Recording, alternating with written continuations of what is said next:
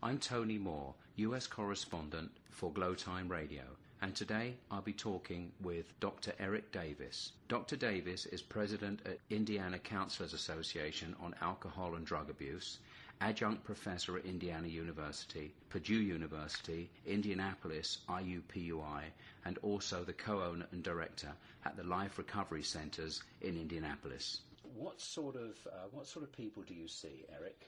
Basically, the clients that we see are split into four different areas. There's substance abuse, mental health, problem gambling, and domestic violence. It's primarily substance abuse, though. We really did just start out in 2004 as a drug and alcohol outpatient rehab, and then the services kind of grew through the years to include the three other areas.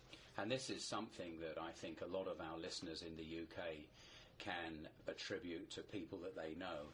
Would you say, Eric, that this is a growing problem, or has it always been there and at last people are beginning to recognise it as something that can be dealt with professionally? I think it's exactly the latter thing you said.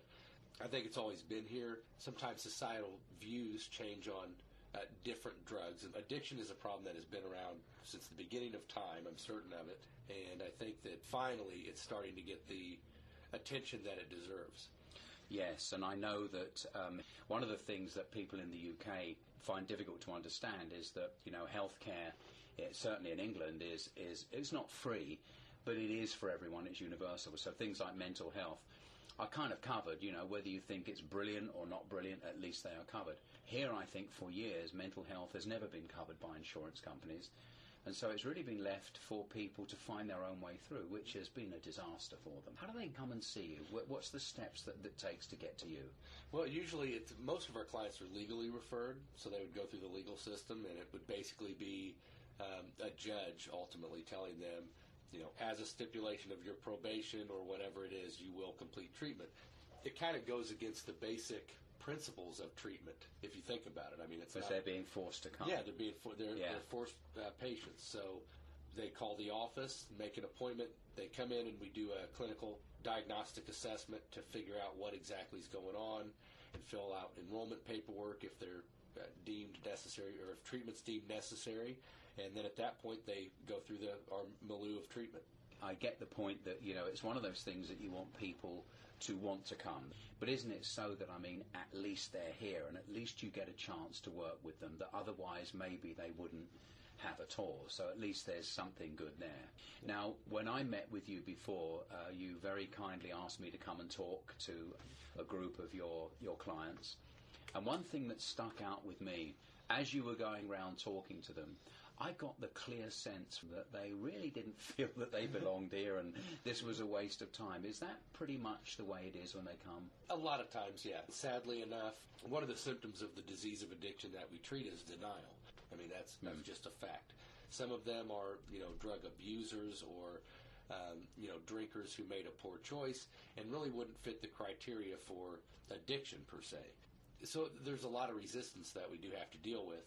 But like you were saying earlier, the message is always the same, and kind of our approach is, okay, we understand that you don't want to be here, but let's try to do something with you while you're here. Yes, and I know that when I was talking to them, that was pretty much what I said to them, so you're here. If you're going to spend a couple of hours a week here or a couple of hours several times a week or whatever is required, you may as well make it work for you. But some of them are not in that frame of mind. They're still combative. But there's a very serious note. Now, what do you consider to be a success in this? Basically, obviously, our goal is complete and total recovery, which means abstinence from all mood-altering substances and a person feeling happy, joyous, and free.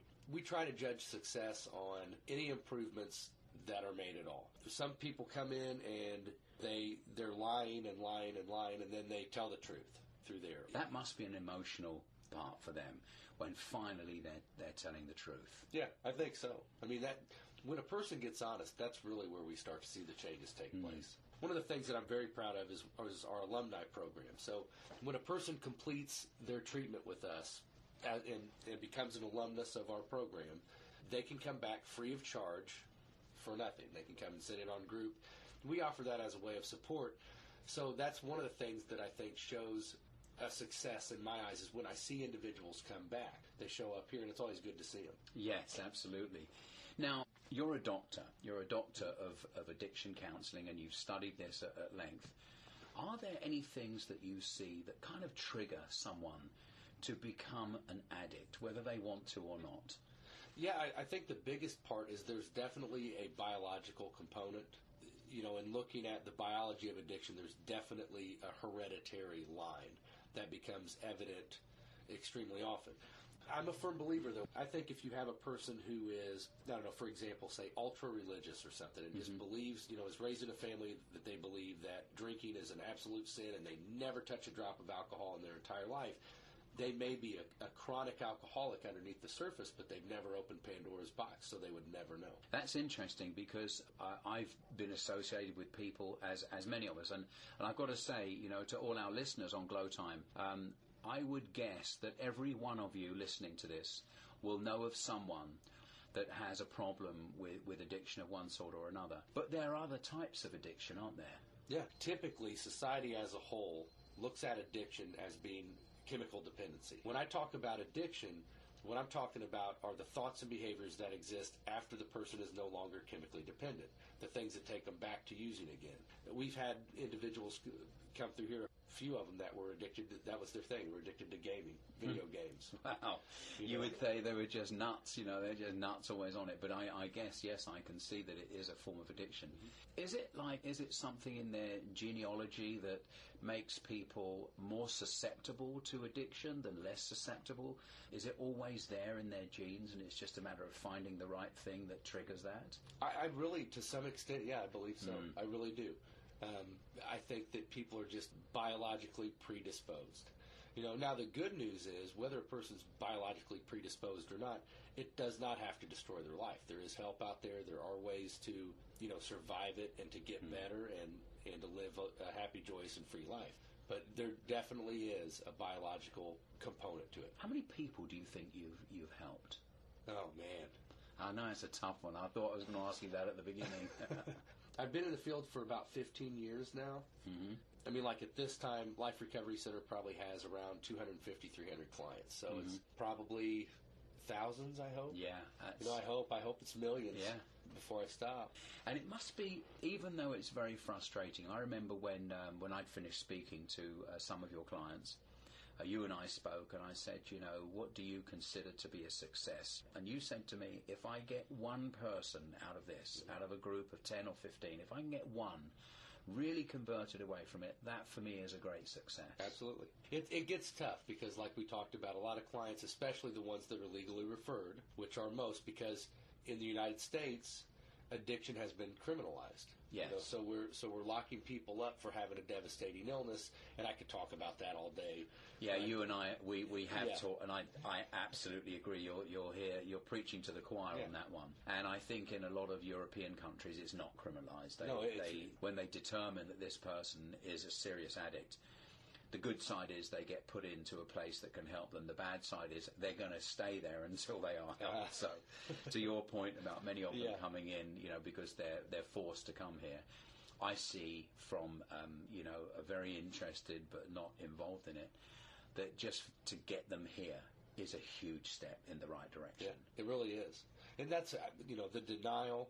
If you can help, and that's what I was saying. If I can help one person break through that denial and say, okay, you know what, I'm going to do this, I want to get better, that really is a huge success. Yeah. So I try to stay as involved as I can because that's why I went into this field. I didn't go into this field to be a businessman. You know, I went into this field to help folks. So I can't imagine that this is a business that you would go into if you want to become a millionaire. No, not even close. There's a lot of things like being a radio presenter, for example. That would be a lot easier than doing this. But it was interesting to see the dynamic, and with your partner, Tom, is it? Yeah, his name's Tom. Yeah, your partner. Tom Prendergast. Yes, Tom was running the session, one of the sessions that I was in, and he was just listening and going round methodically. And the funny thing is that they think they're being kind of smart, especially the young ones that are there as a ward of court. You know, you got to go do this. And he penetrates them with his questions, just gently penetrating.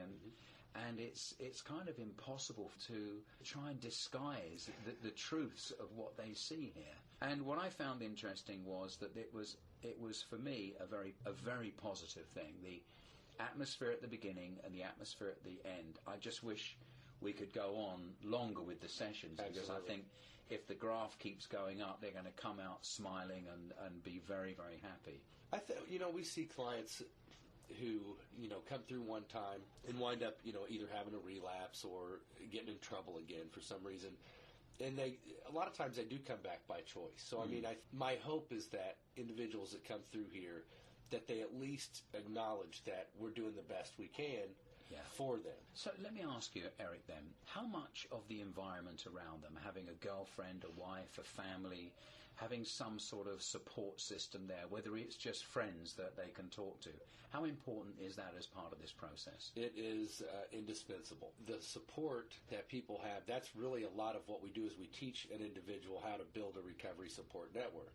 And there's a joke that we in the field say, we say, well, you only have to change one thing in recovery. What is it? Everything. And I remember being in grade school and, learning about nouns, which are things.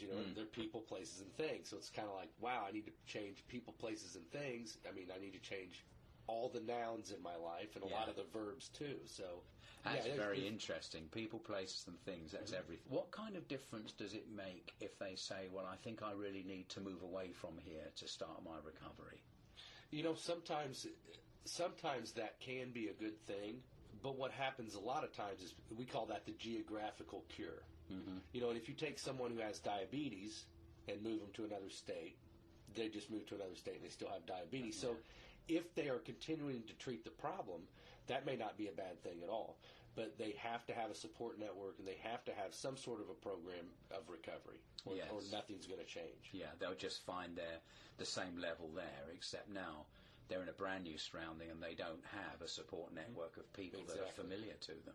Well, Dr. Eric, it's absolutely fantastic what you're doing, and I see it as totally relevant for all the people that are listening. And I have to say that my friends and colleagues and family in the UK, they don't realize how lucky they are to have a system that treats this as a sickness, as a disease, which it is. And we're not there yet, but I know Ted Kennedy, before he sadly passed away, spent most of his life trying to get the treatment of mental illness on the books as something that medical establishments and insurance companies would treat.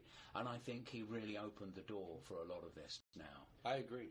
We are starting to see trends toward treating addiction as a disease rather than a moral deficiency or a crime. Yeah. In that, things such as drug courts or recovery courts, that with the new healthcare system here, basically that was a big deal for substance abuse because it has to be taken care of. Yes, it does. Yeah. Whereas before, it was kind of optional. Well, Eric, it was fantastic talking to you, and I hope that everybody listening to this can take something away from this, that there are people like you, thank God, that are working with this every day and making a difference. So thank you very, very much. My pleasure. This is Tony Moore, your US correspondent, saying goodbye to Glow Time Radio. And Eric, would you like to say goodbye to all our listeners all over the world? Absolutely. Goodbye to Glow Time Radio. I love you all. You're awesome. Thanks very much. Bye-bye.